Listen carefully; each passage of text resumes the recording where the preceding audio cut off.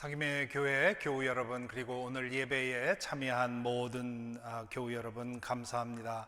오늘은 3월 28일 사순절 6번째 주일 종려주일 예배입니다. 주님께서 마지막 그분의 생애 마지막으로 예루살렘을 들어가는, 예루살렘에 도착해서 마지막 주간을 보내는 그 주간 첫 날을 준비하는, 기념하는 그런 날입니다. 오늘 이 종려주일 예배, 그리고 내일부터 또 이제 고난주간이 시작이 되는데요, 우리 교회력에서는 가장 중요한 기간이 바로 이 고난주간과 부활주간입니다. 이 특별한 주간이 우리 모든 성도님들에게 은혜의 시간이 되기를 바랍니다. 그러기 위해 오늘 이 예배를 마음과 정성을 다해 예배를 드림으로 이 고난주간에 대한 우리의 마음이 온전히 준비되게 되기를 바랍니다. 이 시간 함께 일어나셔서 635장 주기도송으로 주님 영광 돌리십시다.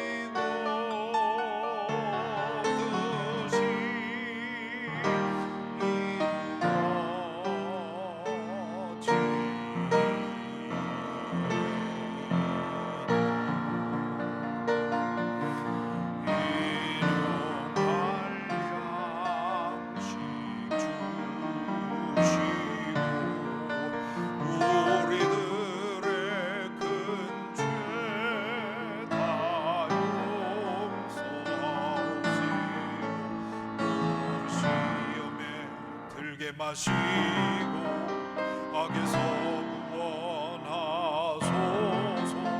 내게 주의 나라, 주의 권세, 주의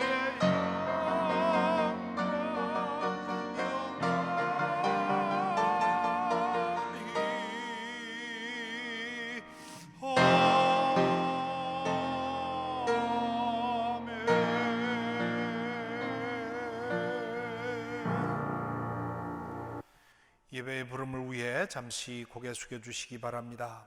시온에 따라 크게 기뻐할지어다. 예루살렘에 따라 즐거이 부를지어다. 보라, 내 왕이 내게 임하시나니 그는 공의로우시며 구원을 베푸시며 겸손하여서 나귀를 타시나니 나귀의 작은 것 곧 나귀 새끼니라.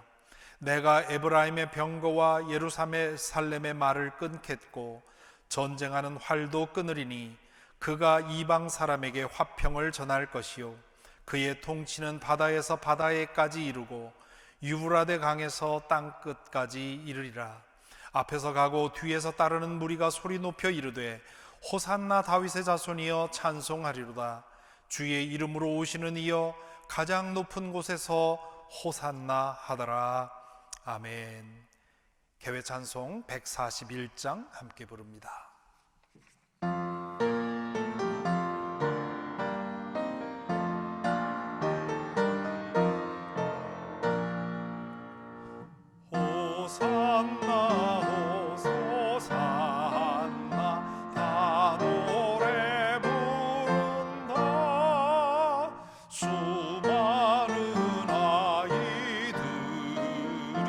즐거운 노래로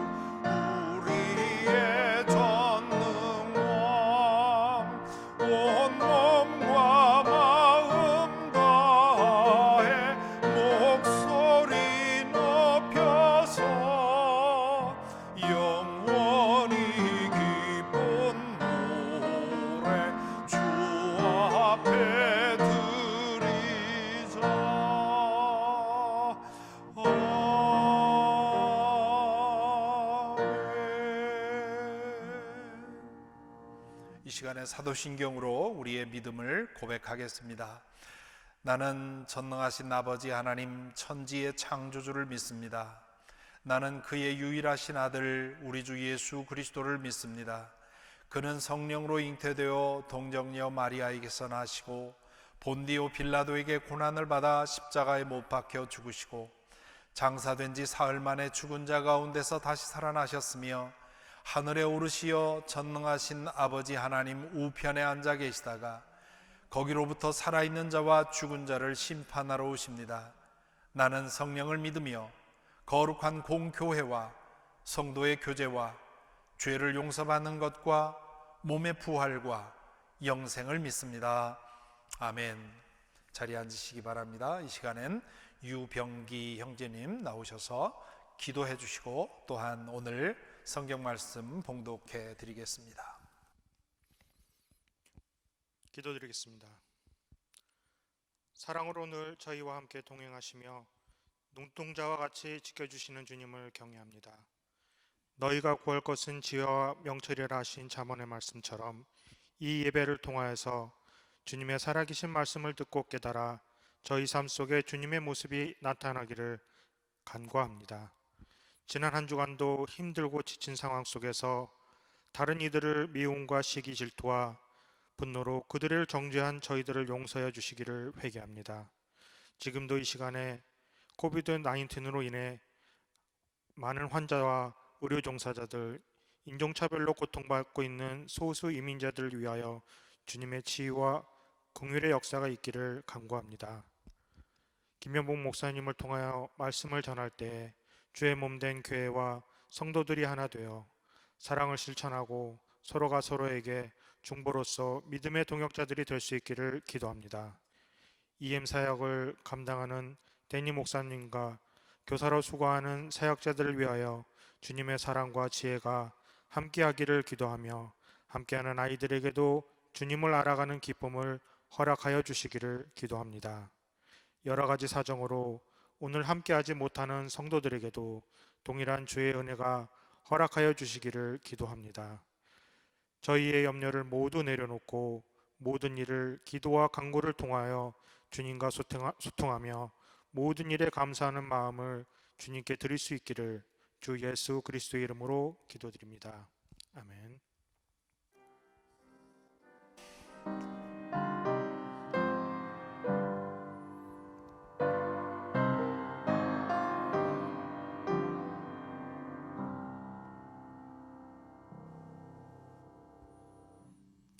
오늘 우리에게 주시는 하나님의 말씀은 베드로전서 4장 12절부터 19절까지입니다.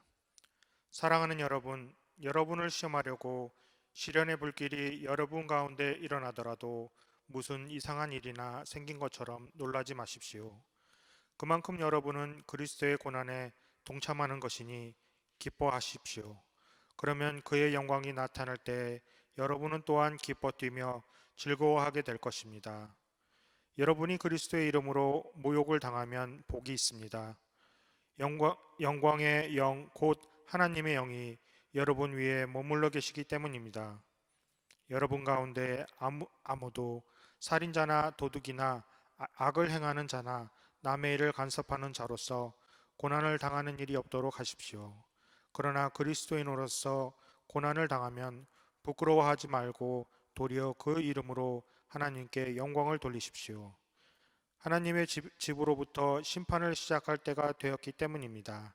심판이 우리에게서 먼저 시작되면 하나님의 복음에 순종하지 않는 자들의 마지막은 어떠하겠습니까?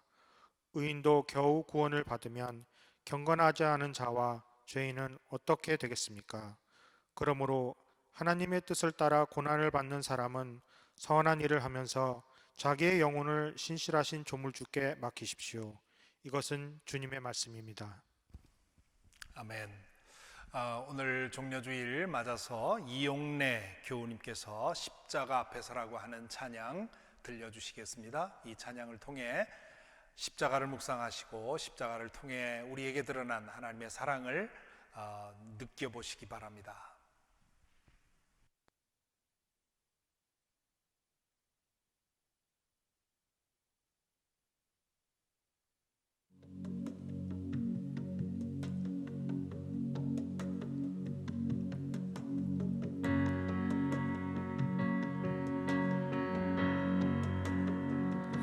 십자가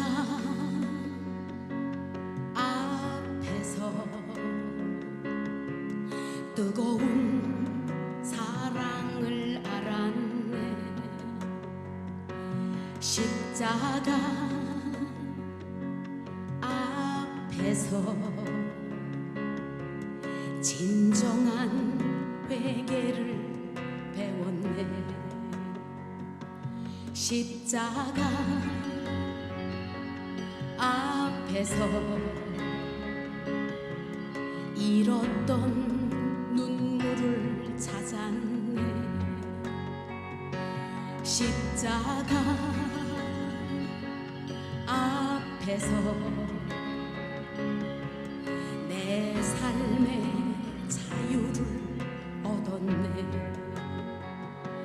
십자가 위에 못 박히신 주님, 나를 살리고 나를 구원하셨네. 십자가 새 생명을 주셨네. 십자가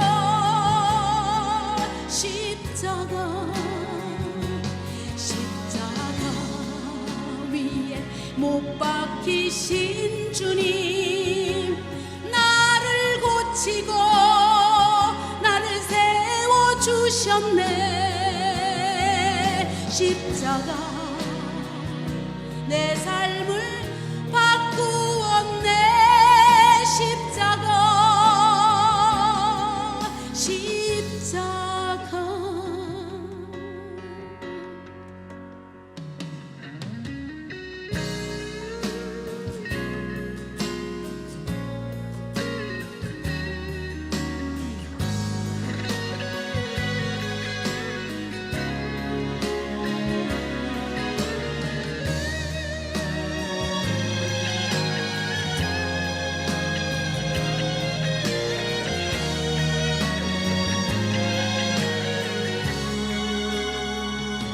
십자가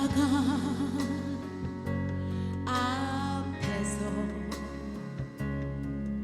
뜨거운 사랑을 알았네. 십자가 앞에서 진정한 회개를 배웠네. 십자가 앞에서 잃었던 눈물을 찾았네. 십자가 앞에서 내 삶의 자유를 얻었네. 십자가 위에 못 박히신 주님, 나를 살리고 나를 구원하셨네. 십자가 새 생명을 얻었네. 십자가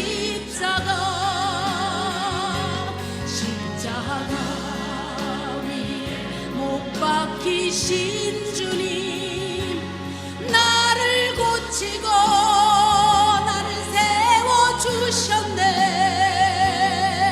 십자가 내 삶을 바꾸었네. 십자가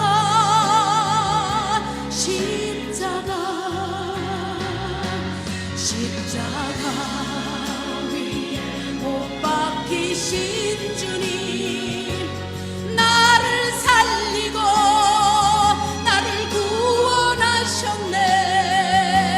십자가 새 생명을 얻었네. 십자가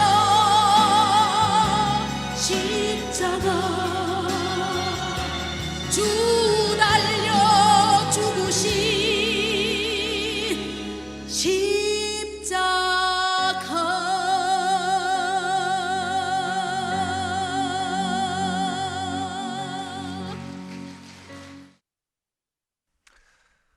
감사합니다. 오늘 종려주일 예수님의 십자가를 특별히 기억해야 하는 이 귀한 시간에 딱 맞는 그런 찬양이었습니다. 십자가 앞에서 주의 은혜를 생각하는 이 한 주가 되기를 바랍니다. 오늘은 종려주일, 갈릴리에서 주로 활동하시던 예수님께서 예루살렘의 마지막으로 도착하신 날이지요. 스가랴 선지자의 예언에 따라서 낙이 새끼를 타고 예루살렘 동쪽문을 향해서 예루살렘 성 안으로 들어갔습니다.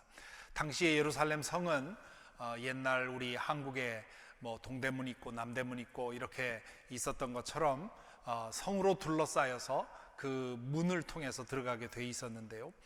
유대인들의 믿음에 의하면 마지막 날 메시아가 오시면 동쪽 문을 통해서 들어오실 거다, 그런 믿음이 있었습니다. 그래서 예수님께서 갈릴리에서 그 어마어마한 일들을 많이 행하신 후에 드디어 예루살렘에 오신다는 소식을 듣고는 사람들이 그분이 바로 메시아일 거라고 기대하면서 그분 앞에 종려나무 가지를 꺾어서 깔고 옷을 깔고 하는 그런 일을 하지요. 그러면서 호산나 다윗의 자손으로 오시는 이여 하는 그런 식으로 환영을 하게 됩니다. 지금 이 모습은요, 우리 사자성어로 하면 동상이몽이라고 할 수 있지요. 예수님은 지금 백마를 타고 왕으로서 전사로서 예루살렘에 들어가는 것이 아니라 나귀 새끼를 타고 종으로서, 고난의 종으로서 죽음 당하기 위해서 지금 예루살렘을 들어가고 계시는데, 그 예수님을 환영했던 무리들은 그분이 갈릴리에서 행했던 그 놀라운 이적의 능력으로 로마군을 몰아내고 지상 왕국을 세울 것이라고 기대했지요. 바로 그 군중이 닷새 후에 저 예수를 십자가에 못 박으라고 소리질렀던 바로 그 사람들입니다. 자, 이 지점에서 우리는 왜 예수님은 죽으실 것을 뻔히 아시고 예루살렘에 들어가셨는가 하는 질문을 하게 됩니다. 과연 예수님의 목적은 죽는 것이었느냐? 사실 어떤 사람들은 그렇게 얘기를 합니다. 예수님께서 이 땅에 오신 이유는 죽으러 오셨다. 앞뒤 다 끊고 얘기하면 그렇게 말할 수 있지만, 그러나 그것은 너무나 단순화된 말입니다. 겟세마네 동산에서 예수님이 어떻게 기도하셨는지 기억해 보시기 바랍니다. 지난주 사김의 소리에서 누가복음에서 예수님이 이 겟세마네 동산에서 기도하는 장면이 나왔죠.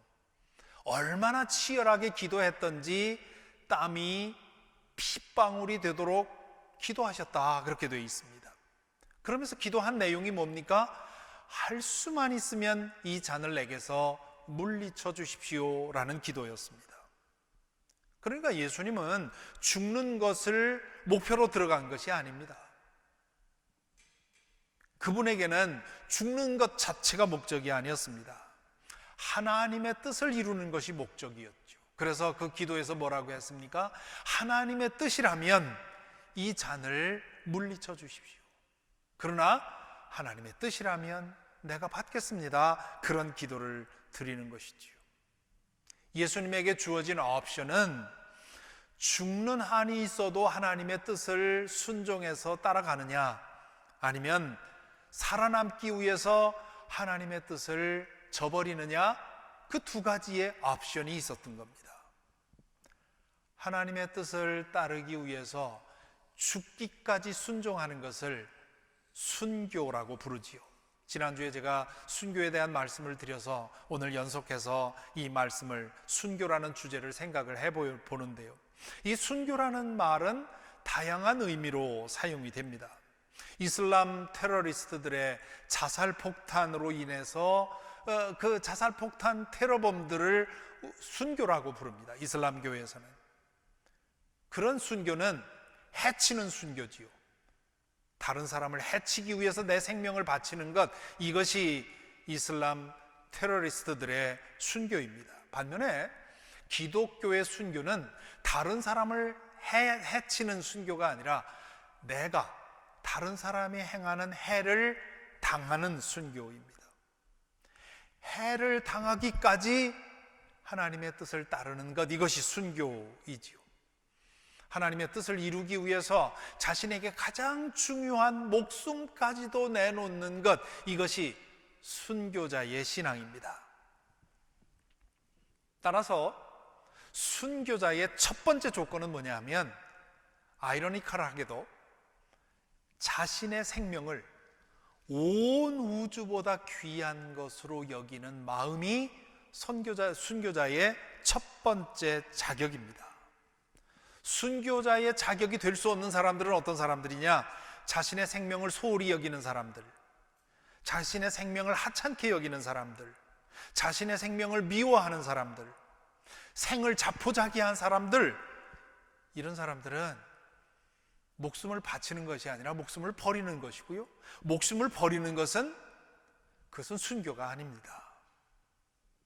하나님께서 당신이 지어 창조하신 우리 모든 인간들에게 하나님께서 가장 바라시는 일은 자신의 생명이 얼마나 고귀한 존재인지를 아는 것입니다. 태어난 생명은 그 누구의 생명도 가릴 것 없이 모두 다 무한대의 가치를 가집니다. 누구나 인간으로서 태어난 사람은 무한대의 가치를 가집니다. 그 이유가 크게 두 가지인데요. 첫째는 한 생명이 잉태되는 순간에 이미 그 생명은 2억 대 1의 경쟁을 뚫고 잉태된 생명입니다. 어머니 몸에 있는 난자를 향해서 아버지 몸에서 나온 정자가 이제 경주를 하지 않습니까? 그 중에 딱 하나의 정자만 이제 난자와 결합을 하게 되는데, 한 번에 배출되는 정자의 수가 2억 개 정도라고 합니다. 2억 개의 정자들의 경주 중에서 하나 살아남은 그 1등한 정자가 사람으로 이제 잉태되는 것이지요. 이 말씀을 준비하면서 번개 맞을 확률이 얼마나 되나 한번 찾아봤습니다. 번개 맞을 확률은 6천만 대 1입니다. 엄청난 확률이지요. 웬만해서는 맞지 않는 겁니다. 그러니까 번개가 쳐도 별로 두려워할 일은 아니지요. 로또 1등 맞을 확률이 얼마인가 했더니 8천만 대 1입니다. 그러니까 이 로또 1등 맞을 생각을 하고 1등 맞을 기대를 하고 이 복권을 사는 사람들은 참 어리석은 기대를 하는 것이지요. 8천만 명 중에 한 사람이 복권을 맞는 겁니다. 그러면 나라는 존재가 잉태되는 것은 1등 복권을 2번 연속으로 맞는 것 같은 그런 어마어마한 확률을 인셈입니다. 그러므로 무한대의 경쟁을 뚫고 잉태된 것이지요. 그렇기 때문에 무한대의 가치를 가지는 겁니다. 두 번째는 잉태된 생명이 건강하게 태어나서 온전하게 살아가는 그 모든 것은 어마어마한 기적입니다. 모태에서의 9개월, 그 9개월 동안 그 아이가 잘못될 수 있는 가능성, 변수가 수억 가지입니다. 그 수억 가지의 가능성, 그 변수를 다 해치고 건강하게 태어나는 것, 그게 당연한 게 아니고요, 어마어마한 기적입니다. 태어나서 또 자라는 동안에는 어떻습니까? 태어나서 자라는 동안에 또 수억 가지의 변수들을 거쳐서 한 아이가 성장하는 겁니다. 제 손녀가 지금 한 돌이 지났는데요, 지난 2년 동안 태중에 있을 때부터 태어나서 자라는 그 모든 과정을 보면서 거듭거듭 느낀 것입니다. 확인한 것입니다. 전에는 그걸 몰랐는데 인생사를 이쯤 겪고 보니까 잉태되는 것, 몸속에 태중에서 자라는 것, 그리고 온전히 순산되는 것, 그리고 그 태어나서 자라는 것, 이 모든 과정에 얼마나 많은 변수가 있는지요. 그런데 그 변수 하나하나를 다 뚫고 건강하게 자란다고 하는 거, 그거 기적입니다. 때때로 그 변수들 중에 한두 가지가 잘못이 되어서 병에 걸리기도 하고 장애를 가지기도 하지요. 그러나 그럼에도 불구하고 비록 장애가 있다 하더라도 그 생명은 기적입니다. 왜냐하면 그 몇 가지의 변수가 문제가 생겨서 그런 장애가 생긴 것이지, 그 외에는 어마어마한 수억 개의 기적이 여전히 그 아이를 감싸고 있기 때문입니다. 제가 사진을 하나 보여드릴 텐데요, 아마 이 사진을, 이 인물을 좀 보셨는지 모르겠습니다. 사진을 보여주십시오. 네. 아마 처음 보시는 분들은 이게 그 외계인을 만들어 놓은 그런 인형인가 그런 생각을 할지도 모르겠어요. 이 사람은 샘 버넌스라고 하는 사람입니다.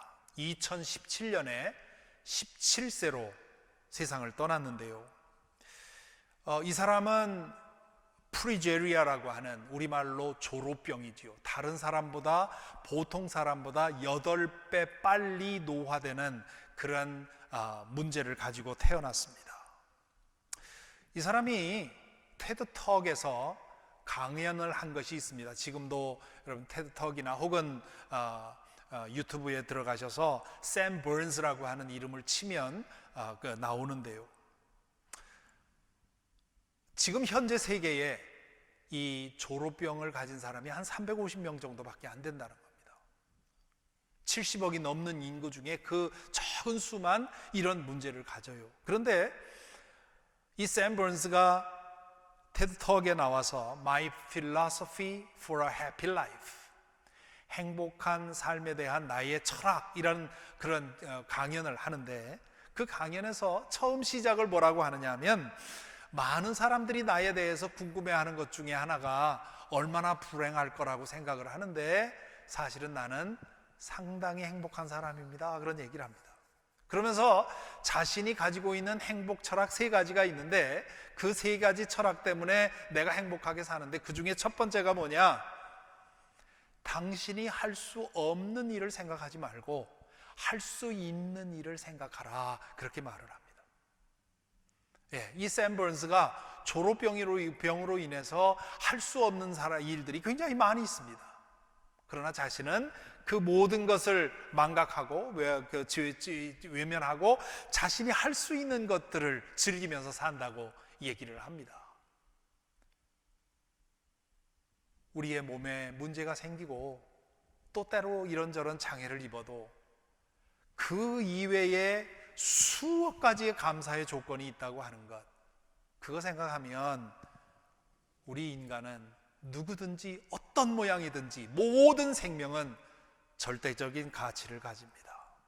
그런데 여기에 우리 신앙인들은 한 가지 더 우리가 절대적으로 중요한 존재라고 하는 것을 믿을 수 있는 또 다른 이유가 있습니다. 그건 뭡니까?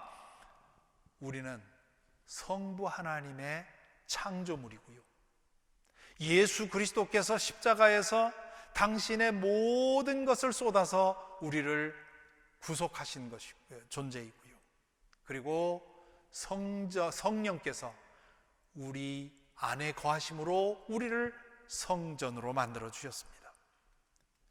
하나님과의 관계에서 우리는 이렇게 삼중적인 은혜를 받은 것입니다. 그러므로 나는 더 이상 내 것이 아닙니다. 이사야서 43장 1절 말씀에 이런 말씀이 나오지요. 내가 너를 속량하였으니 두려워하지 말아라. 내가 너를 지명하여 불렀으니 너는 나의 것이다. 예수 그리스도 앞에,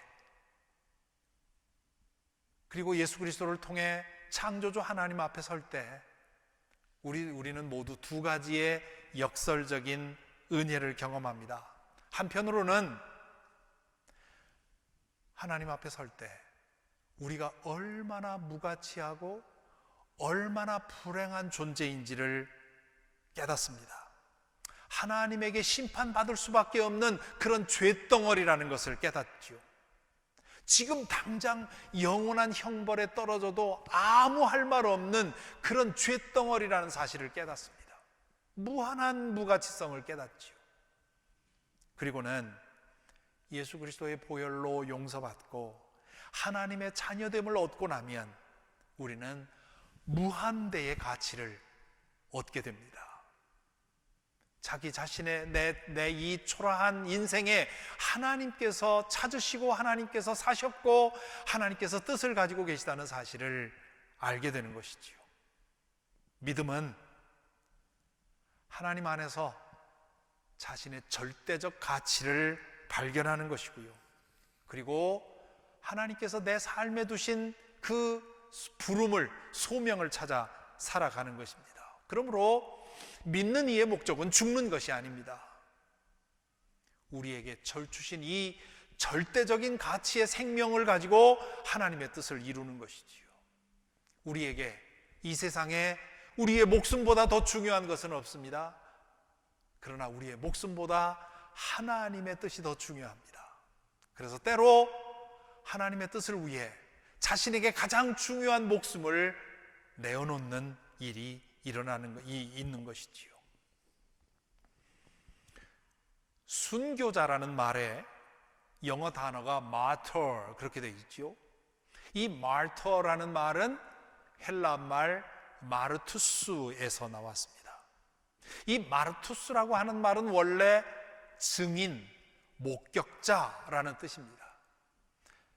그런데 법정에서 진실을 증언한 결과로 인해서 고난당하고 죽임당하는 사람들이 있었습니다. 그래서 나중에는 이 마르투스라는 말이 증인, 목격자라는 말에서 순교자라는 말이 뜻이 파생되어 나왔지요. 예수님은 증인이며 또한 순교자입니다. 그래서 디모데전서 6장 13절에서 바울 사도가 이렇게 말하지요. 나는 만물에게 생명을 주시는 하나님 앞과 본디오 빌라도에게 훌륭하게 증언하신 그리스도 앞에서 그대에게 명령합니다. 빌라도 앞에서 훌륭하게 증언하신 그리스도 예수, 이렇게 얘기를 하죠. 또 요한계시록 1장 4절 5절에 보면 이렇게 말합니다. 지금도 계시고 전에도 계셨고 또 앞으로 오실 분과 그의 보좌 앞에 있는 7 영과 또 신실한 증인이시요 죽은 사람들의 첫 열매시요 땅 위의 왕들의 지배자이신 예수 그리스도께서, 여기서도 신실한 증인이라고 얘기를 합니다. 신실한 증인이라는 말은 무슨 뜻입니까? 자기가 믿고 본 대로 말하는 사람이라는 뜻입니다. 그리고 그것 때문에 자기의 목숨에 위협이 와도 외면하지 않고 진실을 증언하는 사람이 신실한 증인입니다. 예수님은 우리에게도 신실한 증인이 되라고 하셨습니다. 우리가 잘 알고 있는 사도행전 1장 8절에 보면 이렇게 말합니다. 성령이 너희에게 내리시면 너희는 능력을 받고 예루살렘과 온 유대와 사마리아와 땅 끝에까지 이르러서 내 증인이 될 것이다. 내 증인이 될 것이다 하는 말이 뭡니까?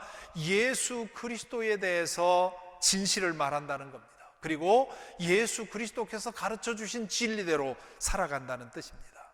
그리고 그에 따른 희생을 기꺼이 감당한다는 것이죠. 그래서 베드로 사도는 오늘 읽은 말씀에서 그것을 13절에서는 그리스도의 고난에 동참하는 것이라고 표현했고 16절에서는 그리스도인으로서 고난당하는 것이라고 표현을 했습니다. 바울 사도는 그것을 골로새서 1장 24절에서 그리스도의 남은 고난을 채우는 것이라 그렇게 얘기를 했습니다. 다시 한번 강조하지만 죽는 것 자체가 목적이 아닙니다. 박해를 당할 때 피할 수 있으면 피해야지요. 하나님의 뜻을 위해 살아남아야 할 때가 더 많습니다. 살 길이 있는데도 죽는 길을 택하는 것은 하나님이 원하시는 일이 아닐 때가 많습니다. 하지만 때로는 죽음을 무릅쓰고 증인으로 살아가야 할 때도 있는 것이지요. 우리가 잘 아는 마르틴 루터 킹 목사님이 있지요. 흑인 인권을 위해서 싸우다가 결국 그 암살을 당해서 순교당했지요. 이 마르틴 루터 킹 목사님은 내가 이 일을 계속하다 보면 결국 죽을지도 모른다는 생각을 아주 일찍부터 하게 됩니다. 하지만 그럼에도 불구하고 그 일을 계속했죠. 암살당하기 직전 날에 어느 교회에서 설교를 했는데, 그 설교에도 지금 남아있습니다만, 그 설교문이 남아있습니다만은 그 설교에서도 그런 얘기합니다. 내가 내 수명을 다 채우지 못할지 모르겠다. 자기의 죽음을 예감한 것이지요. 그 설교한 그 다음 날 암살을 당합니다. 결국 순교당한 것이지요. 그러나 그의 순교로 인해서 역사가 얼마나 많이 변화가 되었습니까? 개인적인 얘기입니다마는 저의 처의 할아버지 되시는 도보길 목사님은 6.25 때 순교당하셨습니다. 아산 삽다리 교회에서 목회를 하셨는데요, 한국 전쟁이 터졌습니다. 북한군이 남하하자 교인들이, 북한군들이 목사를 제일 위험인물로 생각해서 처형하니까 피하시라고. 그래서 피난민들과 함께 이제 피신을 하게 됩니다. 근데 피난 가시던 중에 이분의 마음속에 든 생각이 있었습니다. 내 양떼들은 어떻게 되든지 상관없이 이걸 떠나서야 되겠는가. 그래서 한참을 피난을 가다가 혼자 되돌아옵니다. 그래서 교인들 집에 숨어서 교인들을 돌보다가 결국 발각이 되어서 아산 뚝방에서 총살을 당하십니다. 마르틴 루터 킹 목사님도, 제 처의 할아버지도 순교로 인해서 한 40-50년 더 살 수 있었는데 살지 못했죠. 그로 인해서 또한 가족들도 고생을 많이 했습니다. 하지만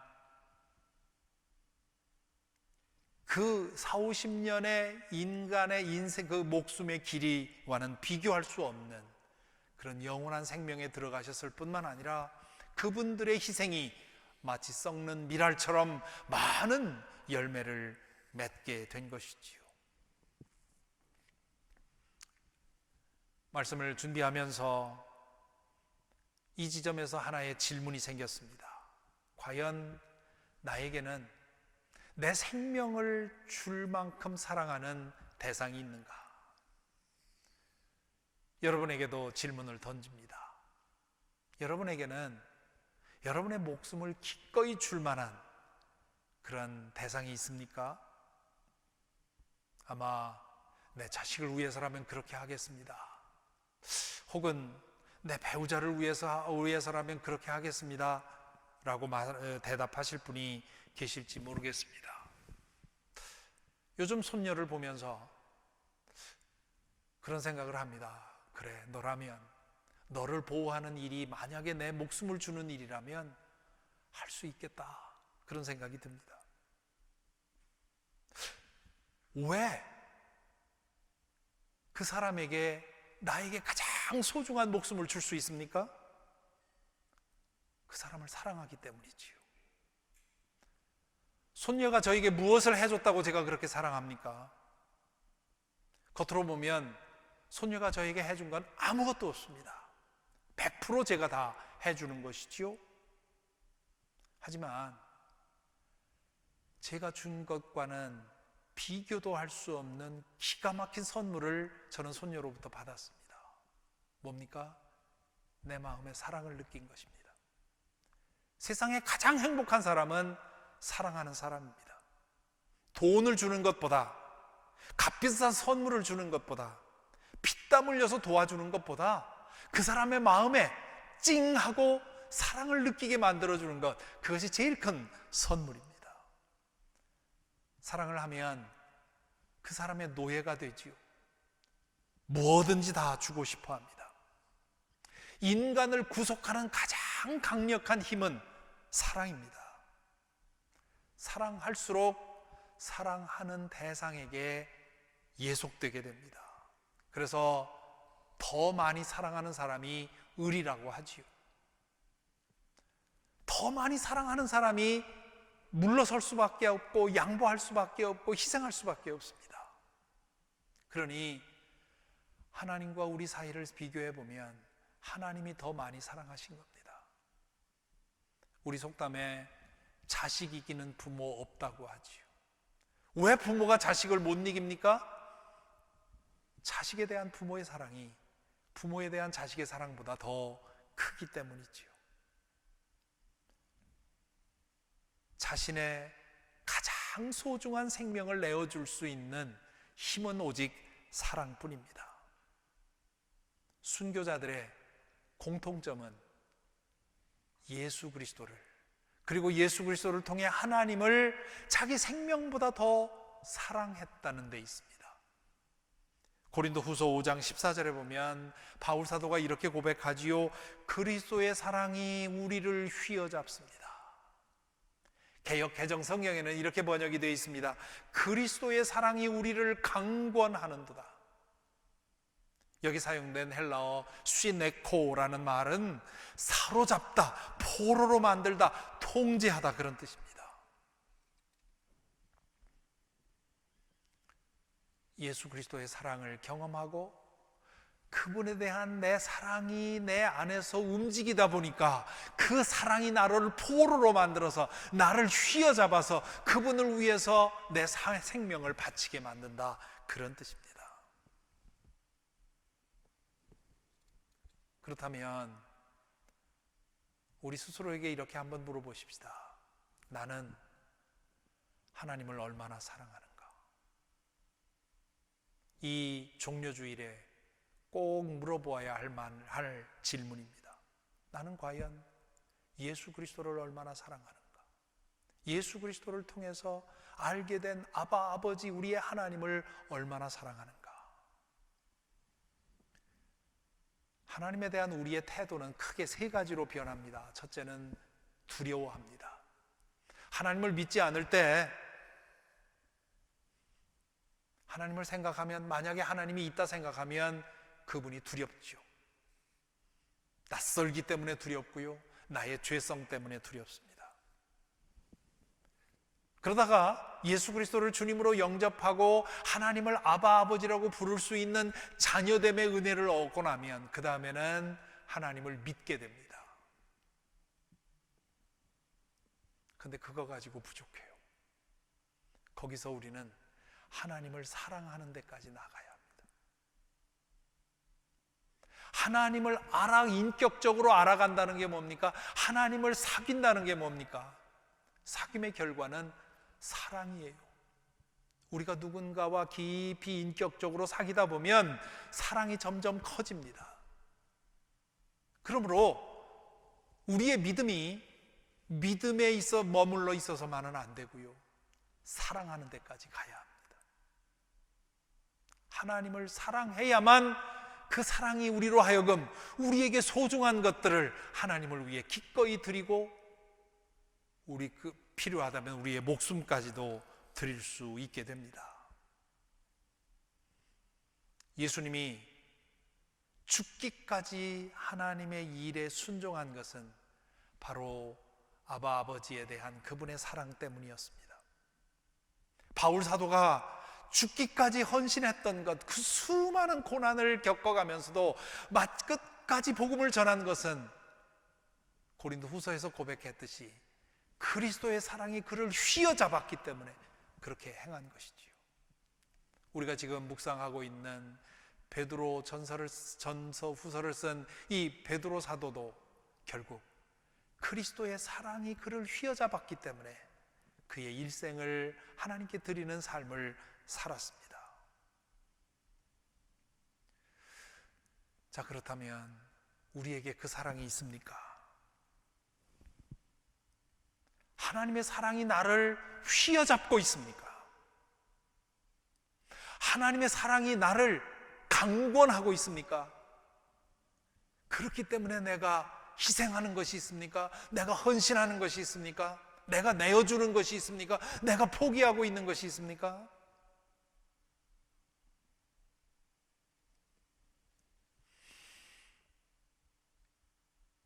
예수님은 당신에게 주어진 그 능력으로서 얼마든지 당신에게 주어진 그 인생을 누리며 살 수 있었습니다. 사탄이 광야에서 그분을 시험했던 것처럼 인간적인 욕망을 위해서 하나님께서 그에게 주신 그 능력을 사용했다면 웬만한 나라 하나쯤 차릴 수 있었을 거고요. 수많은 사람 위에 군림할 수 있었을 거고요. 호의호식하며 살 수 있었을 겁니다. 그런데 하나님에 대한 그분의 사랑이 그렇게 내버려 두질 않았습니다. 그분은 그 사랑에 이끌려 모든 것을 주기까지 복종하며 사셨습니다.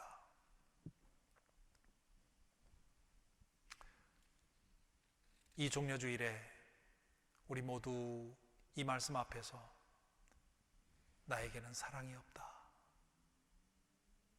내가 지금 이 하나님을 믿어오고는 있지만 정말 내 안에 하나님의 사랑이 나를 휘감아서 하고 있는 일이 무엇이 있는가 생각하면서 이 한 주간, 고난주간 말씀을 읽고 묵상하며 예수 그리스도의 십자가를 묵상할 때 바울사도처럼 그리스도의 사랑이 내 안에 살아있습니다. 내가 이렇게 사는 것은 그리스도의 사랑이 내 마음을 이끌고 내 존재를 다스리기 때문입니다 하는 고백이 저와 여러분에게 있기를 바랍니다. 그 사람이 가장 행복한 사람입니다. 하나님께서 우리에게 주신 가장 큰 축복은 뭡니까? 하나님에 대한 이 영원한 사랑입니다. 그러므로 이것을 우리가 이 사랑을 받고 이 사랑으로 살아갈 때 우리는 그 사랑 안에서 영원한 생명을 맛보게 될 것입니다. 이 한 주간 이 사랑을 깊이 맛보는 귀한 시간이 되기를 간절히 기원합니다. 기도하겠습니다. 이 시간 묵상 가운데 오늘 말씀 묵상하십시다.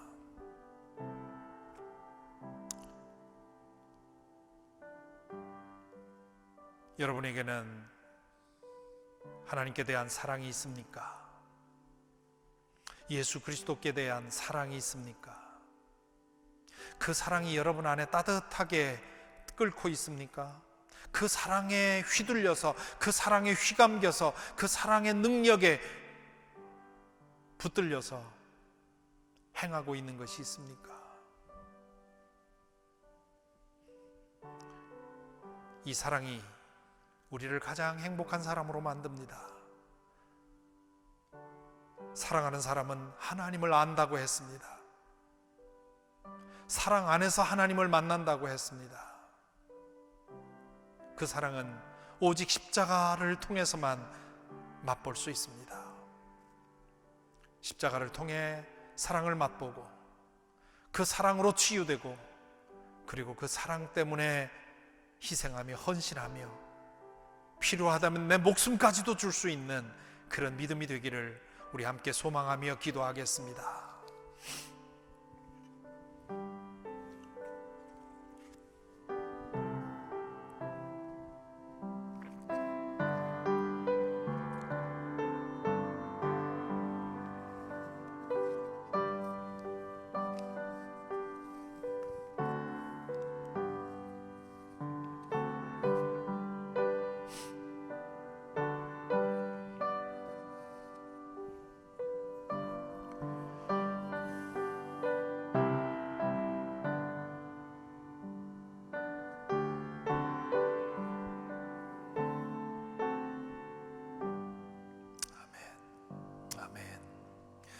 이제 다 같이 일어나셔서 봉헌 찬양 2장 송령 부르겠습니다.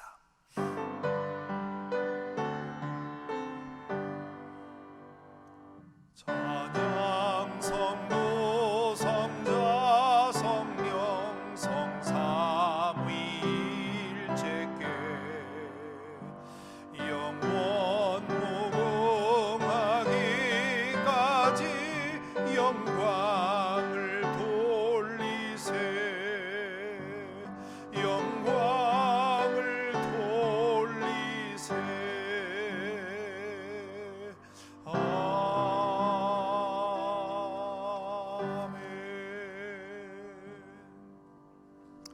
자리에 앉으시기 바랍니다. 이 시간 공동체의 기도를 드립니다.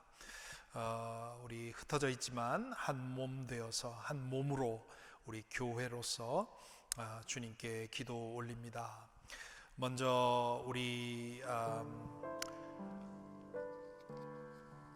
미국 상황을 두고 기도하십시다. 지지난주에는 아틀란타에서 총격 사건이 있었고요. 지난주에는 또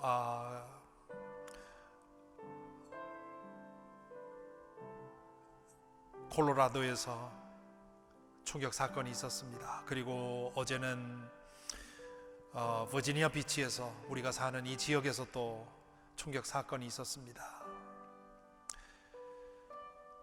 이런 일들이 일어나면 더 경각심을 갖고 이런 일들이 없어야 하는데 오히려 더 일어나는 것 같습니다. 아시아인들에 대한 증오범죄는 더욱더 심해지고 있고요. 우리 함께 기도하실 때 오 주님, 이 나라를 불쌍히 여겨 주옵소서.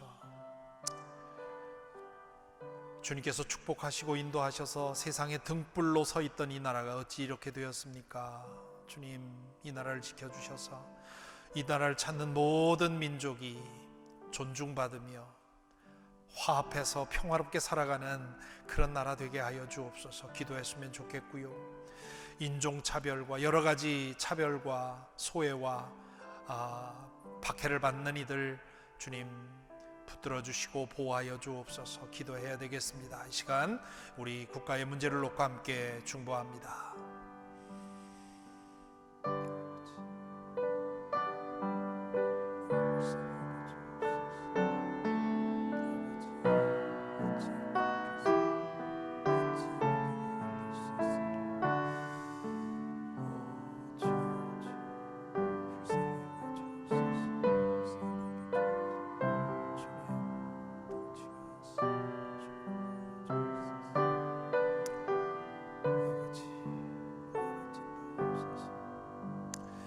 이제 우리 교회를 위해 기도합니다. 이제 다 내일부터 새벽 기도회로 모이고요. 또 부활주일 드라이브인 서비스가 있습니다. 또 4월 11일부터 부분적인 대면 예배를 하게 됩니다. 이 모든 과정을 주님께서 인도해 주시기를 위해서 기도해 주시고요. 또 우리 새로운 목사님들, 부임하시는 목사님들을 위해서 기도해 주시고, 또 멕시코, 남아공, 그리고 기니, 그리고 아리조나 우리 선교사들을 기억하며 기도하십시다. 기도하겠습니다.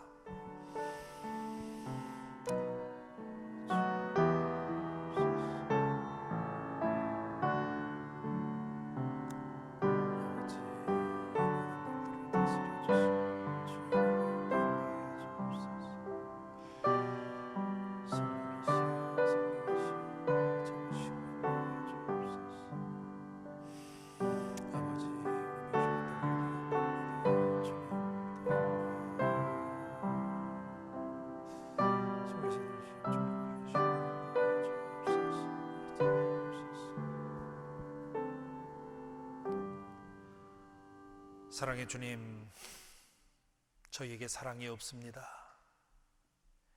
저희의 믿음이 겨자씨만 만한 그런 작은 믿음이지만 주님, 그 믿음을 통해 사랑이 싹터 나올 수 있도록 인도하여 주시옵시고, 우리도 주님 내 안에 있는 하나님께 대한 사랑, 그 사랑 때문에 그 사랑의 능력으로 살아갈 수 있도록 주여 인도하시고 붙들어 주옵소서.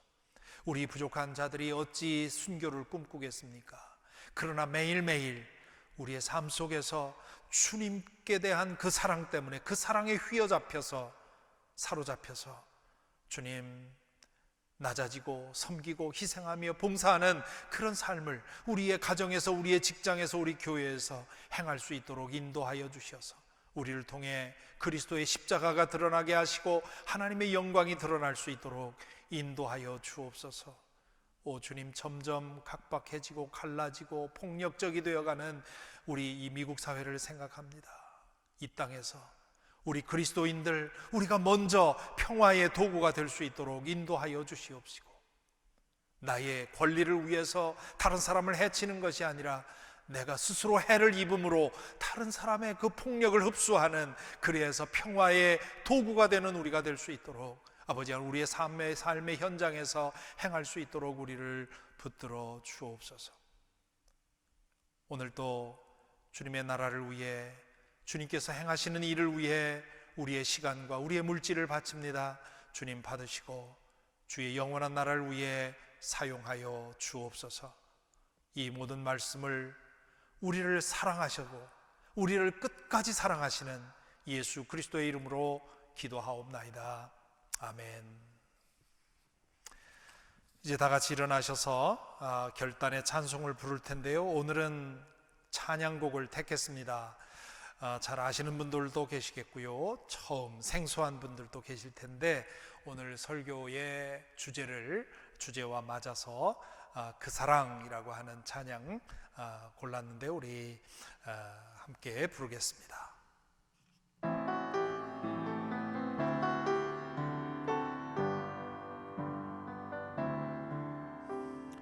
아버지 사랑 내가 노래해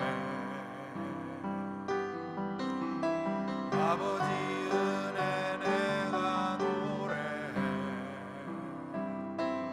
그 사랑 변함없으신 거짓 없으신 성실하신 그 사랑 상한 갈대 꺾지 아니시는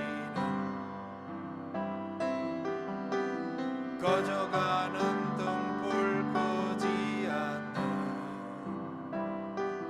그 사랑 변함없으신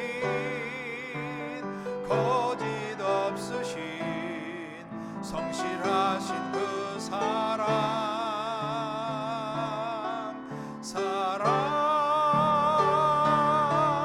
그 사랑 날 위해 죽으신 날 위해 다시 사신 예수 그리스도 다시 오실 그 사랑 죽음도 생명도 천사도 하늘의 어떤 권세도 끊을 수 없는 영원한 그 사랑 예수. 한 번 더 합니다.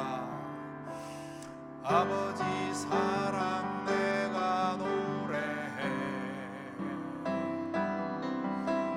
아버지 은혜 내가 노래해 그 사랑 변함없으신 거짓 없으신 성실하신 그 사랑 상한 갈대 꺾지 않으시는 꺼져가는 등불 끄지 않는 그 사랑 변함없으신 거짓 없으신 성실하신 그 사랑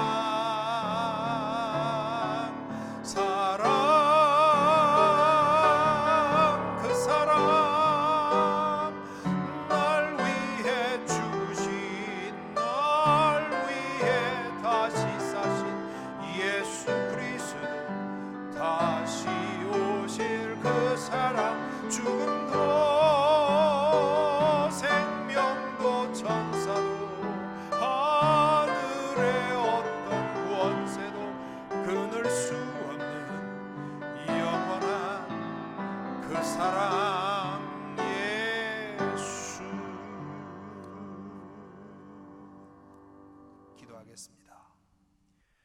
이제는 성부, 성자, 성령 삼위일체 하나님의 은총이 고개 숙인 모든 성도들에게 함께 하셔서 나의 생명이 얼마나 소중한지를 믿음 안에서 다시 한번 깨달을 수 있도록 인도하여 주시옵시고, 나의 생명이 그토록 소중하기에 이 소중한 것 영원한 하나님을 위해서 바치는 그 삶을 살아갈 수 있도록 인도하여 주시옵기를 그러기에 부족함이 없도록 하나님의 사랑을 십자가를 통해 모두가 경험할 수 있도록, 그 사랑 때문에 행복하도록, 그 사랑 때문에 살아갈 수 있도록 인도하여 주시옵기를 간절히 축원하옵나이다. 아멘.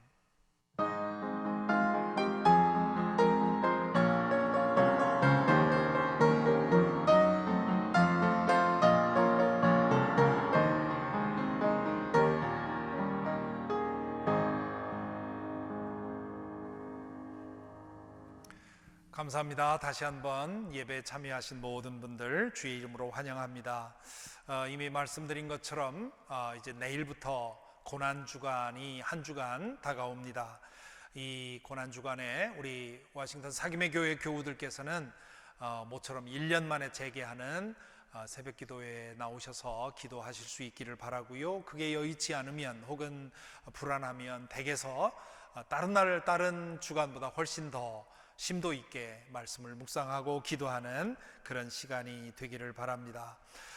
다음 주일은 부활주일입니다. 이미 광고 드린 것처럼 12시에 교회 주차장에서 드라이브인 커뮤니언과 월십을 행합니다.